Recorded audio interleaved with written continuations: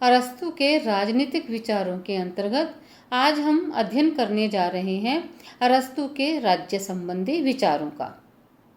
अरस्तु की प्रसिद्ध पुस्तक का नाम है पॉलिटिक्स और उसने अपनी पुस्तक पॉलिटिक्स में राज्य संबंधी विचारों का विस्तृत विवेचन किया है।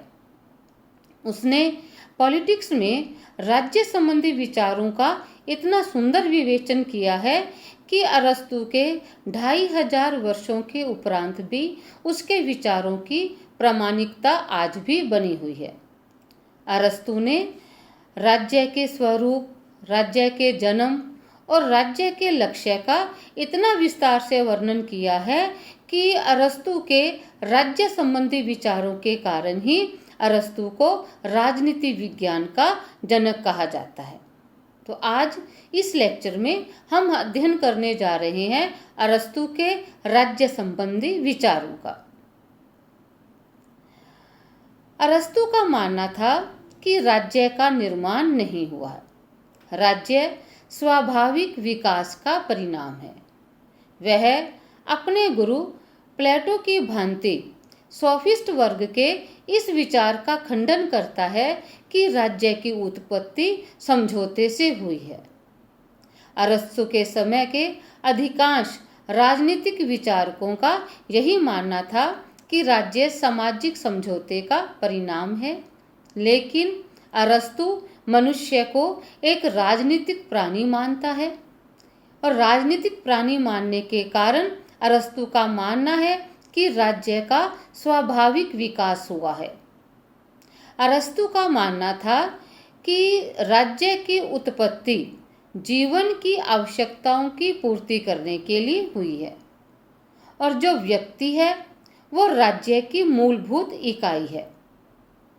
अरस्तु का मानना था कि व्यक्ति अपने आप में अपूर्ण है, अकेला है और अपनी दैनिक आवश्यकताओं की पूर्ति करने के लिए उसे समुदायों का सहयोग लेना आवश्यक है।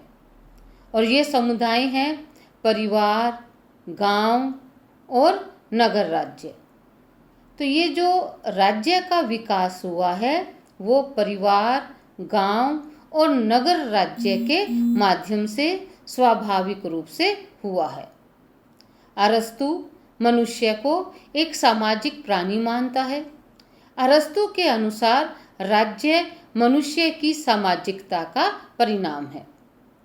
उसका मानना था कि यद्यपि सामाजिक जीवन अन्य जीवधारियों में भी पाया जाता है, परंतु जो व्यक्ति है वो विचारशील और विवेकशील है, इसलिए उसकी सामाजिकता अन्य जीवधारियों से भिन्न है।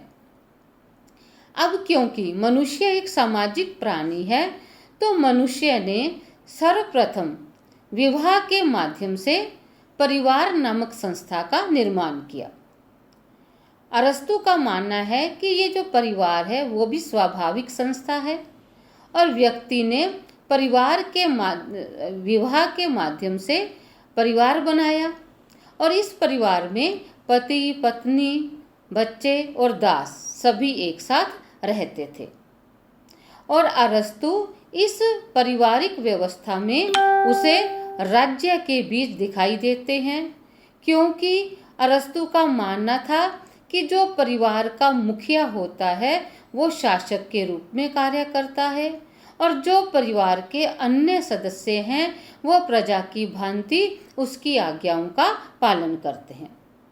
लेकिन परिवार के सीमित कार्य हैं। परिवार के कार्य हैं संतान उत्पत्ति, संतान का पालन पोषण करना और संतान की आवश्यकताओं की पूर्ति करना, विशेष रूप से उनकी सुरक्षा की व्यवस्था करना।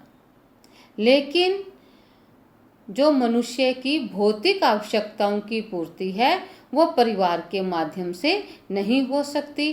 अब क्योंकि जो परिवार है उसकी भौतिक और आध्यात्मिक आवश्यकताओं की पूर्ति नहीं कर सकता, तो इसलिए कई परिवारों ने मिलकर गांव का निर्माण किया।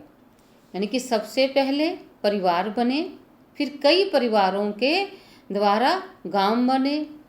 ये जो परिवार हैं जो मिलकर गांव का निर्माण करते हैं, ये गांव व्यक्तियों के पारस्परिक झगड़े निपटाने और सामूहिक जीवन व्यतीत करने का प्रबंध करते हैं। लेकिन गांव भी व्यक्ति की समस्त आवश्यकताओं की पूर्ति नहीं कर सकते। तो मनुष्य की भौतिक, बौद्धिक और नैतिक आवश्यकताओं को पूरा करने के लिए गांवों के द्वारा नगर राज्यों का निर्माण किया या नगर राज्यों का जन्म हुआ।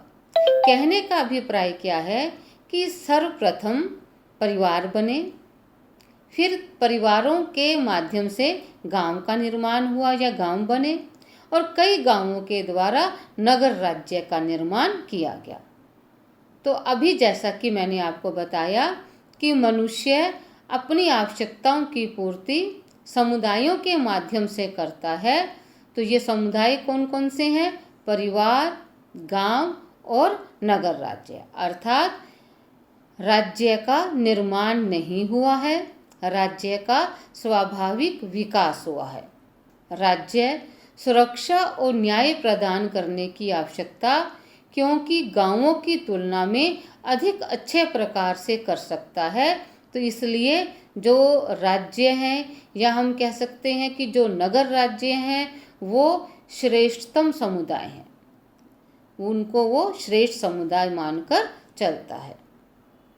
तो इस तरह अरस्तु का कहना है कि राज्य कुलों और गांवों का एक ऐसा समुदाय है जिसका उद्देश्य पूर्ण और आत्मनिर्भर जीवन की प्राप्ति है। अब हम अध्ययन करेंगे कि राज्य का स्वरूप क्या है, ऐसे राज्य की विशेषताएं क्या है।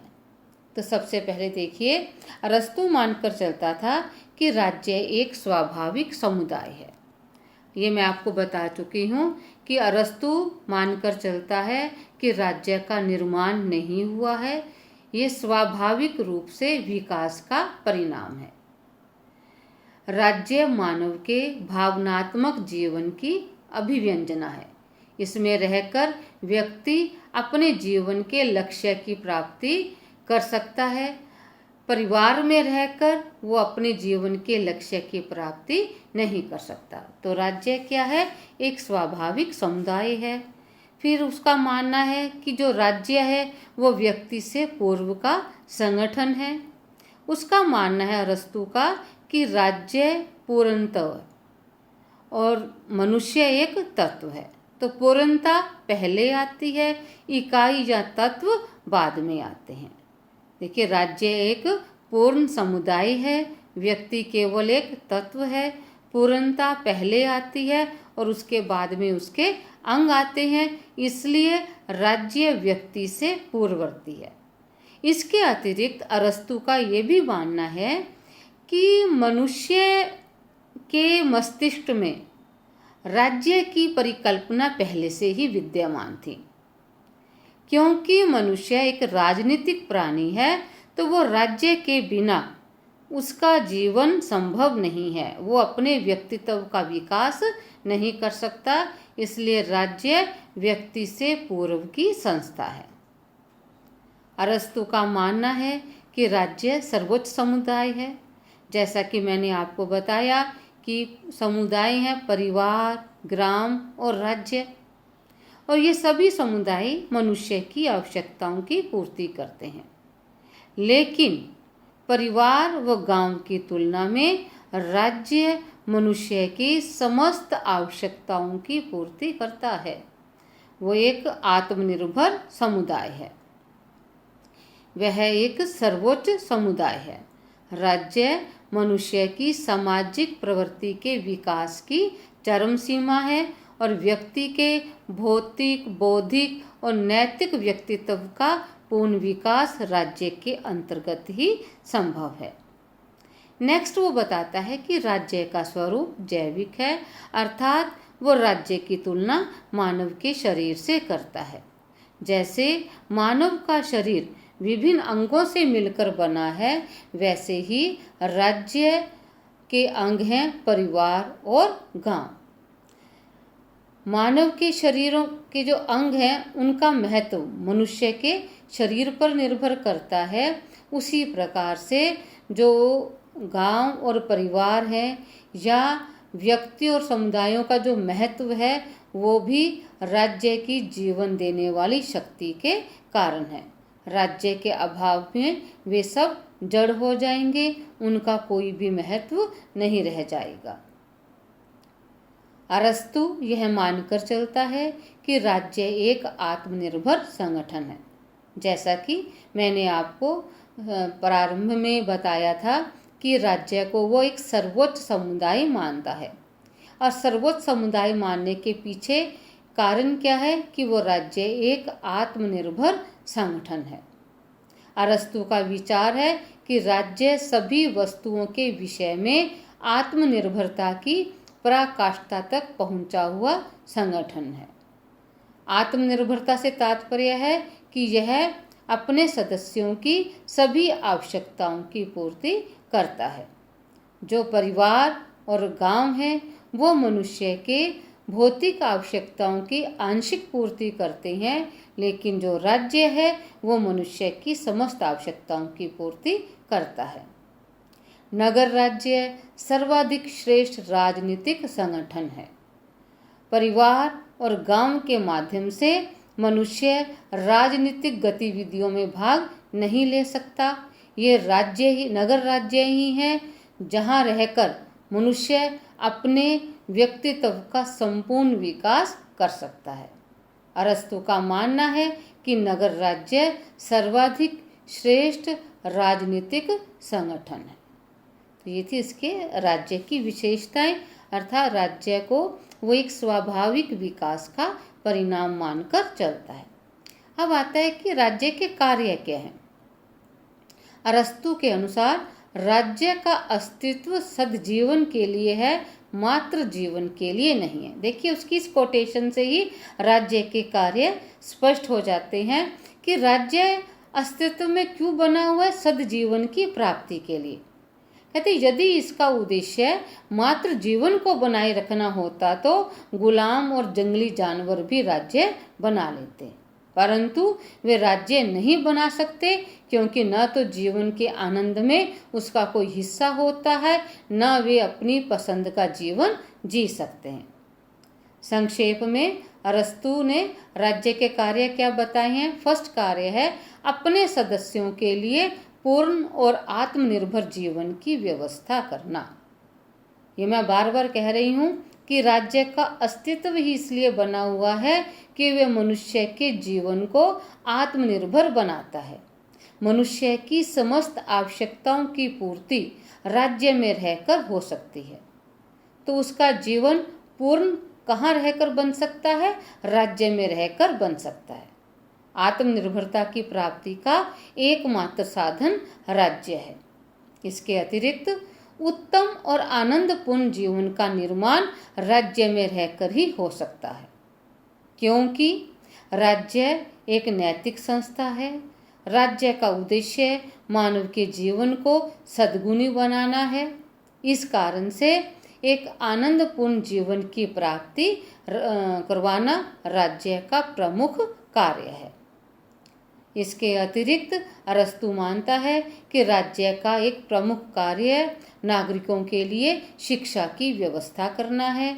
उसने शिक्षा पर बहुत जोर दिया है। ये कहा जाता है कि प्लेटो ने इतना महत्व शिक्षा पर नहीं दिया जितना कि अरस्तु ने, और शिक्षा का पूर्ण दायित्व राज्य के ऊपर है। और साथ में वो क्या कहता है कि राज्य का कार्य है अपने नागरिकों के लिए अवकाश जुटाने का प्रयत्न करना। यहाँ अवकाश से अभिप्राय अवकाश अर्थात छुट्टी से नहीं है। वो मानकर चलता है कि जो नागरिक है वो अपना अधिक से अधिक समय राज्य को समर्पित करे, और वो राज्य के लिए समय तभी दे सकेंगे यदि उन्हें दैनिक घरेलू कार्यों से छूट मिल सके। तो ये इसको वो अवकाश की श्रेणी में रखता है, और अवकाश की व्यवस्था का अवकाश को जुटाने का जो कार्य है वो भी राज्य के द्वारा ही किया जाएगा। तो ये थे अरस्तु के राज्य संबंधी विचार, जिसमें उसने राज्य के जन्म, राज्य का विकास और राज्य के कार्यों पर विस्तार से प्रकाश डाला। धन्यवाद।